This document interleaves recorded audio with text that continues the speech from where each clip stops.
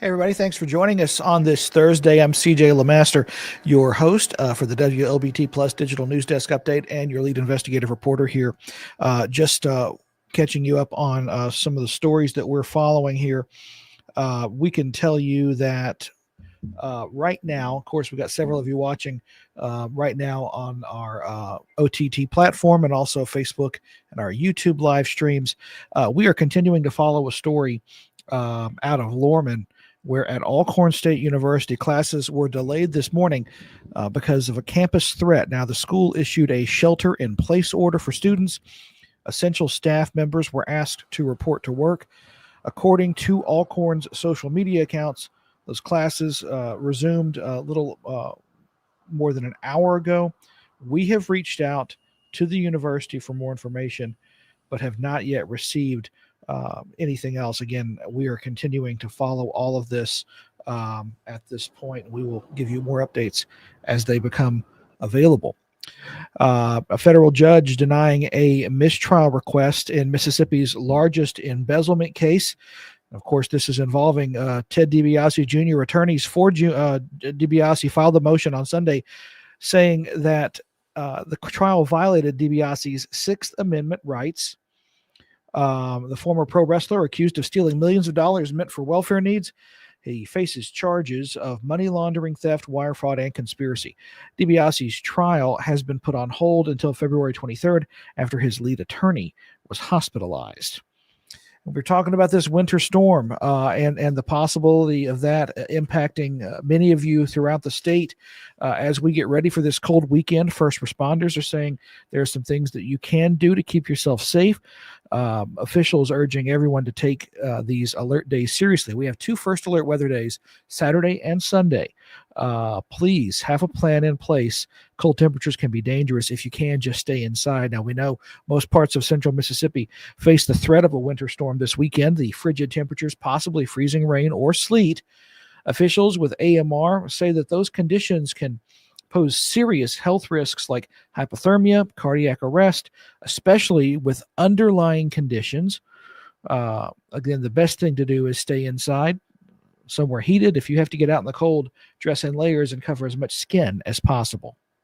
Hypothermia, I've read in one quite well-conducted medical study, kills about twice as many folks nowadays each year than heat does.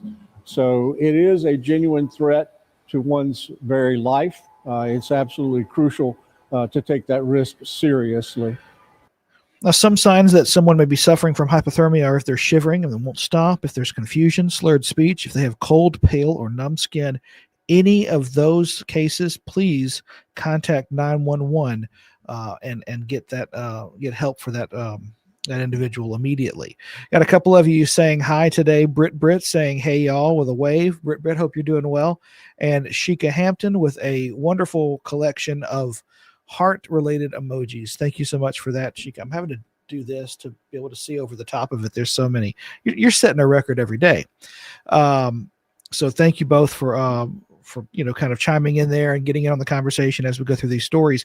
We want to tell you the Mississippi Department of Transportation has crews that are making plans to and also preparing equipment, watching the forecast very closely. Now, the executive director for the state's Department of Transportation, Brad White, says the agency does have the supplies it needs to be able to treat major roads for snow and ice. He says they're going to be on the job as long as necessary to keep the roads as safe as possible. But you will see the Department of Transportation personnel moving throughout the state, preparing interstates, U.S. highways, all of the two-lane highways that carry major traffic, particularly commercial traffic. We'll begin treating those. All of the bridges around the state will be treated, and we'll continue to maintain those and observe those over the course of the storm.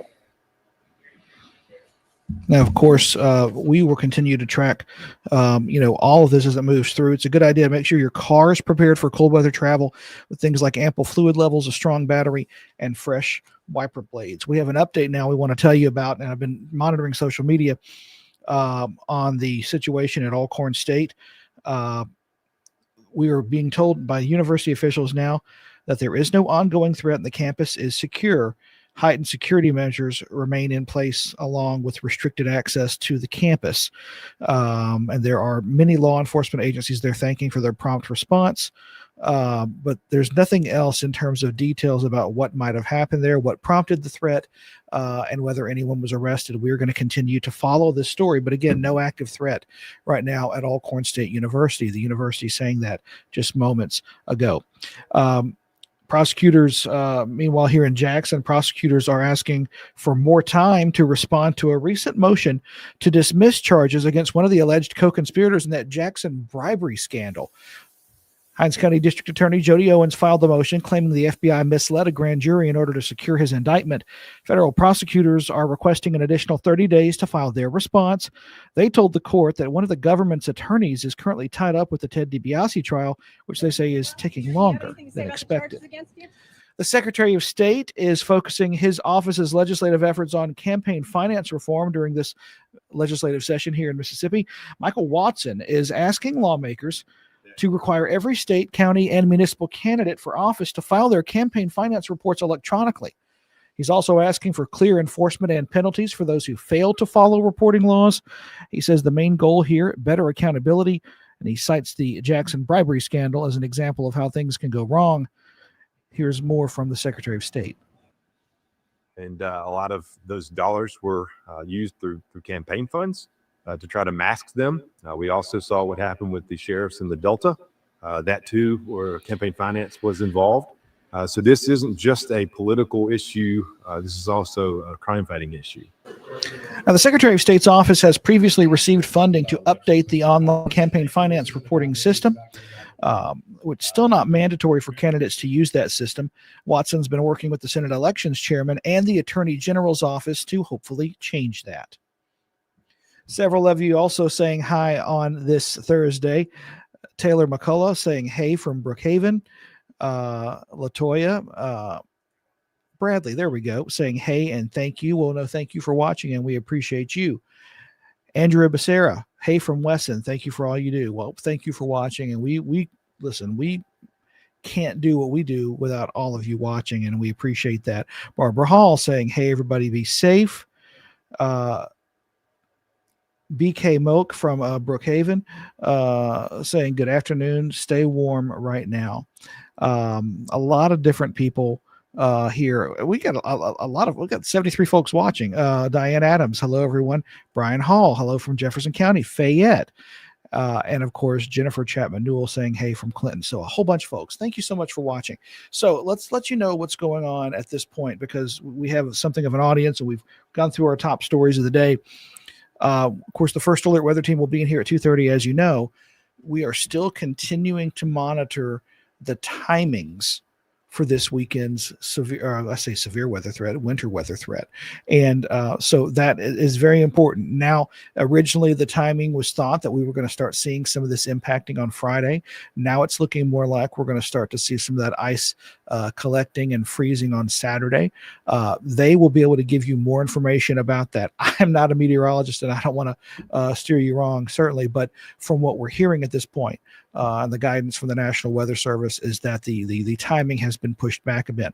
And that is why we have first alert weather days for Saturday and Sunday, because even Monday and Tuesday of next week, when we won't have any precipitation, we're still going to have below freezing temperatures, which means that what is on the ground will likely not have an opportunity to thaw. And so the potential for having some, treacherous conditions, some dangerous driving conditions well into next week is a very real possibility. And so we just want to make sure that you are weather aware. Some things that you can do before we let you go, to make sure, because again, if you have like a checklist at home, going into this, you've probably seen photos of the grocery stores getting a run on those. People going out and buying milk, bread, and eggs. It never fails. And I don't know why that happens, but it certainly does. Make sure that you charge all of your devices and power banks ahead of the storm. So if the timing looks like it's going to be Saturday or even Friday night, make sure everything's charged ahead of time. Drip your faucets to prevent freezing. Most people know that. Fill your bathtub with water for flushing, or have containers nearby if you have that. Make sure you locate flashlights and batteries so you have those nearby. Try to stock 3 days worth of food and water. Keep your phone charged for alerts. Make sure you park your vehicles away from trees if possible, and know your utility company's phone number so that, just little things. And it may sound, again, some of these may sound obvious, but they're not necessarily for everybody. And believe me, when you have the pressures of job, family, kids, all of those things, it's very easy to forget some of these things. So please be mindful of that. We will give you reminders on air starting at 4:00 today on air and online as our early evening newscasts begin. And again, our first alert weather team will be in here in less in less than an hour and a half, 2:30 for an update to kind of give you an idea of what everything is, what's going to be happening. Britt saying here, northern Mississippi has been upgraded to an ice storm warning by the National Weather Service. Be safe, everyone, no matter where you are. That's right. And it looks like it's actually going to be, again, especially now some of the areas that are looking at snowfall and other conditions. You look at Memphis and parts of Tennessee, it looks just very dicey over the next 3 to 4 days. Torsha Woods saying, good afternoon, happy Thursday, thank you for keeping us updated despite the weather conditions. Well, we appreciate you. Again, it's fine right now, but if you have not started making preparations, even just to have extra water on hand, even if just to have extra food on hand, even if to have things in your car in case you get stranded, like blankets and things like that to stay warm, there's nothing wrong with going ahead and making those preps now. James Michael Jones saying, good afternoon from Brazil. So James wins the award for the comment from the viewer watching from the furthest distance away. I think that's probably safe to say. So James, thanks for that. And we appreciate you watching here as well. Nikki Crane, hey, from Natchez. And Wanda Green watching us from Jefferson County. Thank you so much, Wanda. Hope that everybody has a wonderful Thursday. And again, we're not trying to preach doom and gloom with what's going on this weekend. Just make sure that you're weather aware. But it's better to be prepared and nothing happen than to not be prepared to be caught off guard. And we really appreciate everybody tuning in today. Melissa Price saying hello, happy Thursday, everyone. Melissa, good to see you as well. That's all the time we have for this edition of the WLBT Plus Digital News Desk Update. Again, our first alert weather team will be in here at 2:30 to get you up to date on the latest models, the latest predictions, and what we can expect in the next, 24, 48, 72 hours. Abby Smith asking, will Pearl see anything? Abby, you will need to go ahead and tune in at 2:30 for the first alert weather team, because again, Melissa saying hi to Britt. You have to be very careful. Again, it's hard to make individual predictions for different areas, but our first alert weather team is certainly looking at the very real possibility of crippling conditions, possibly in Hinds, Madison, and Rankin counties, certainly areas north of us. as well. So again, thank you so much for watching. I'm CJ Lemaster, your lead investigative reporter and your host for this digital news desk update on WLBT Plus. Stay safe, bundle up, and we'll see you back here tomorrow at 1.